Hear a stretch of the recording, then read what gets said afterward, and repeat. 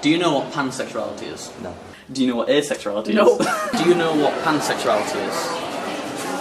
Does that make me a bad person?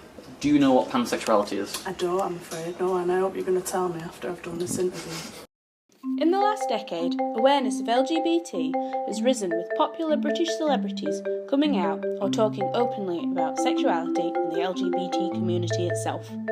With the likes of Tom Hi guys, Daley, so most of you are probably wondering why I'm doing this video. Sue Perkins, Claire Balding and Graham Norton all opening up about their sexuality and their relationships. Not only have celebrities become icons of sexuality, but different forms of media have been exploring and explaining the world of LGBT. But yet some people are still yet to fully understand what it means to be part of the LGBTQ+ community. We're here to investigate how being LGBTQ is represented in the media and inside the community. What is it like to be gay, bi, pan, etc.? Has it gotten easier from in the past, or are we still in a world where LGBT is just a phrase people ignore? Barnsley College has its own LGBTQ+ society, where young people in the community can just hang out and chill with other people who have gone through the same or similar situations. It is an understandable and relaxed atmosphere, and we decided that students would be some of the best people to explain how they dealt with their experiences due to being LGBTQ, as well as how they feel they are represented within the community and in the media. How long have you been open about your sexuality? I've been open and out of the closet for nearly around 3 years now. Since I was 14, my dad kind of just guessed that I was gay and just went on from there. Since just before Christmas, so it's not that long. So do you feel like that being gay is easy? It's certainly not hard, but it's not easy either. I mean, there's always people out going to accept you, and it's always going to be a harder world with some people and prejudice, but it's not as hard as it used to be. On one hand, yeah, because what you are is known of, but then again you've got a lot of stereotypes and a lot of stigma attached with, like, you're expected to be feminine and submissive. In actual fact, it's not 100% the case. Do you think your sexuality is represented well in the media? It's a two-sided argument, because there are a lot of people that what I quite like is there are a lot of gay celebrities that defy stereotypes, and I quite like that. But you get others that kind of inadvertently use their sexuality to be a martyr, and it makes the community look bad. What do you think the hardest sexuality to come out as is? Probably like gay or lesbian or something, because obviously with the world, things like mine, heterosexual, it's more socially acceptable with it being mainly towards females, but then with gays and that, it's harder for them because a lot of society doesn't like it and they disapprove of it. Probably something like either pansexual or one of the more obscure ones, because a lot of people don't even know what it means or are confused about it or just scared about it because they understand gay and lesbian, but they don't understand the more obscure ones. I think there's three. I think there's bisexuality, pansexuality, and asexuality. Because if you identify as bisexual, you get the impression that you're greedy, or pansexual, it's the immediate association with pans, or that it's some branch of bisexual. And asexual, it's some people think that not being attracted to anyone romantically or sexually is possible. A lot of people don't think it is possible. So what is it about asexuality that makes it so difficult to identify as? We met up with Melissa, who's been asexual for 3 years, to see what she had to say about it, and to be able to explain in more detail exactly what asexuality is. Basically, asexuality is the lack of sexual attraction. So it's basically like a gay person would be attracted to the opposite sex. A straight person, no, that's wrong. A gay person would be attracted to the same sex. A straight person to the opposite sex. I'm attracted to no sex. Like, I'm not attracted to them in a sexual way.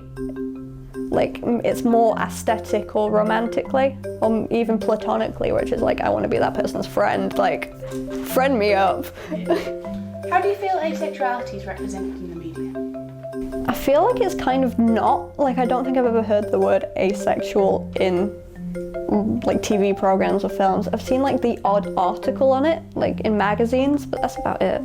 So do you think that asexuality is represented well in like the LGBT community itself? Yes and no.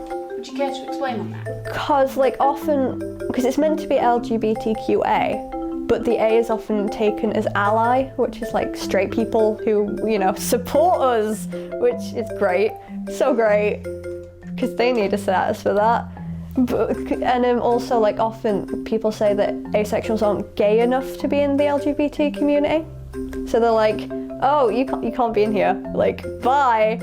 Which sexuality do you think is the most represented?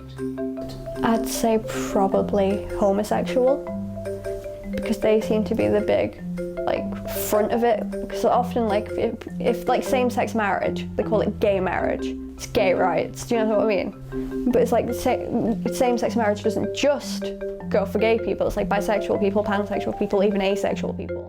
Even though knowledge of asexuality may be scarce within the public eye, people are still being made aware of the LGBTQ+ community and the issues it faces. In the past few years, the media has been attempting to represent the community in a way that doesn't show being LGBT as a joke or a side topic. To be able to find out in more detail how the media actually represents the community, we talked to media professor Simon Kaskin to find out. Do you think the LGBTQ+ community is represented well in the media? Generally, yes. I think it's better than it was. There's a lot more realistic and more balanced representations on television now. Previously, I think a lot of characterisations and representations were on things like independent or art cinema, something like Derek Jarman or Andy Warhol films. And that was how you got previous representation. I think nowadays you get a lot more mainstream, kind of forefronted representation of LGBTQ characters.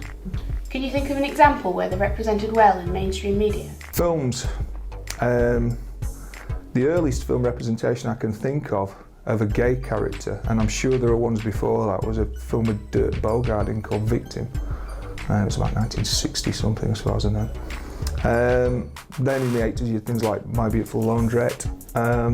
Nowadays you've got things like Dallas Buyers Club, which I think is a lot more positive representation. It's more forefronted representations in Philadelphia, examples like that which are mainstream. Lesbian representations, there aren't many.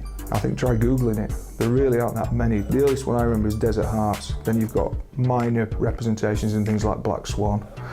And then when you get bisexuality, I think the only representations I can actually think of is films such as Shame, Girl with the Dragon Tattoo, and the only other one I can think of is a brand new one called Love with Gaspar Noé film, a French director. Which sexuality do you think is the most represented? I'd say probably again, and you can prove it by Googling it, it's probably gay men. I think gay men are represented far more in any forms of media than any other kind of group. Google it. If you look, you'll find that out. Also, that might be due to a historical thing. You may be going back to traditions of TV, traditions of films where gay men have been represented more throughout the years than any other group. But I think gay men are the most represented group, I think. And the opposite to that, which sexuality do you think is the least represented? If you look in Hollywood films, again, by just looking and finding out the kind of stats, I think you'll find that lesbians are least represented apart from maybe bisexuality. And I think that is something that really isn't represented particularly at all. There doesn't seem to be much representation on either TV or on film or on anything else that I've come across of something like that. So I think that's maybe the least represented group. I've no idea why. So even with the awareness of LGBT being shown in representation throughout media and the community, it's not all it could be, as people are still being labelled for what they identify as, and are still being treated differently due to this label. But is labelling an issue in the long run? Do you think people should be labelled? I believe it's to make people feel more comfortable, because they know that what they identify as is known, that it does exist, that it's not some phase, that there are other people that do identify as that, and it makes them feel more comfortable. I suppose it's because some people, they want or need a label to try and feel like they're accepted and not confused anymore. I personally don't need a label. I'm happy being who I am, and I don't need someone to tell me you are this by giving me a label. It's a personal choice. So like, if you don't want to label yourself, you shouldn't have to. Yeah. You should just, you know, be attracted to who you want to be. But if you want to have a label and that makes you feel better, you shouldn't be chastised for it. So it's down to people's personal preferences. But if the world were more accepting, would we even need a label to connect with? Suppose we'll have to wait and see. But with the media improving, with representation, and the community becoming more accepting with different and new sexualities, maybe the world of LGBT is in the right place where it needs to be.